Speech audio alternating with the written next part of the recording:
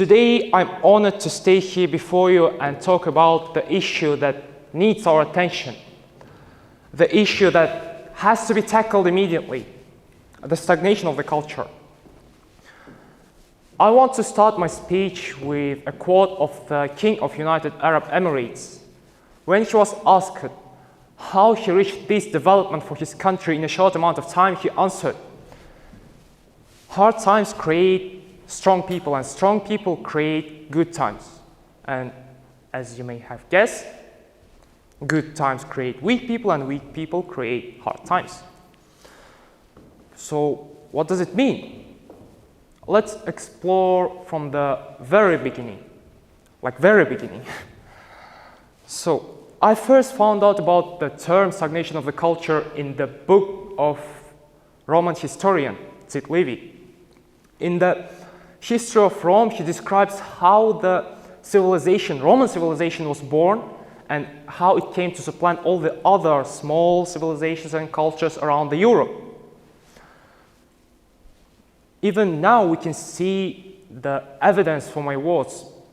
Let's take the most basic one, republic.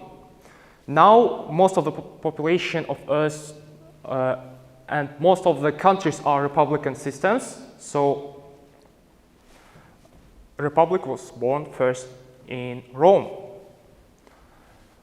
But a republic fell after the Civil War, and the empire came. Octavian the Great was declared as an emperor, and many historians believe that he was the greatest emperor of the Rome. In his time, Rome reached its peak, its cultural and almost territorial. The comfort of life of people there was so high that they didn't have to fight for their existence. But people who have lived in his time came to the rule after the Octavian and led the country to the hard times. Emperor Caligula has done so many crazy things that I am even afraid to talk about here. Let's take the most basic one. He declared the war against the Lord of the Seas, Poseidon, and wanted to fight him. That's not even appropriate, right? So, after some decades of those rulers, the empire was divided into two, and then the empire actually fell. So what the ancient times has in common with our modern civilization? Let me explain.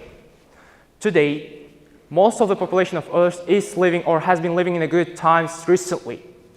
We didn't have to fight for our existence every day. We didn't have to work in factories for 16 hours. The child labor is prohibited today, when 200 years later, 10-year-old children had to go to work with their parents and work there for 10 hours instead of going to the school. The only thing now children has to do is just go to the school, earn good grades, go to the university and find a job. So, what else? People today just live so comfortably. They even do not want to develop. For example, there is an upcoming trend that you don't have to go to the university for becoming successful. People who believe in it give an example of Steve Jobs, example of Bill Gates, and Mark Zuckerberg. They say that they dropped out of the university early and became successful, became billionaires. But let's think, where they studied before dropping off? Harvard. And we can see that they already had the knowledge for becoming successful. they had the knowledge, they earned the connections to build the brand, to build the Facebook, to build the Google, and so others.